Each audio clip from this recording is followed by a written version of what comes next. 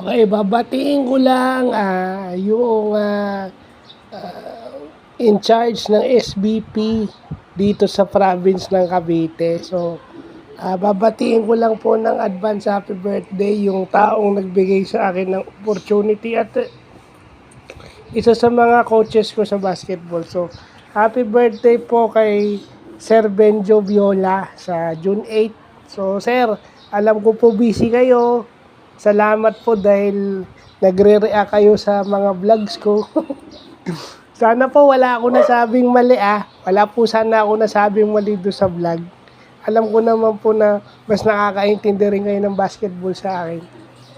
Thank you po dahil nabigyan niyo po ako ng opportunity maglaro kahit sa intrams. Basta sir, maraming salamat po. So happy birthday po ulit sir and God bless.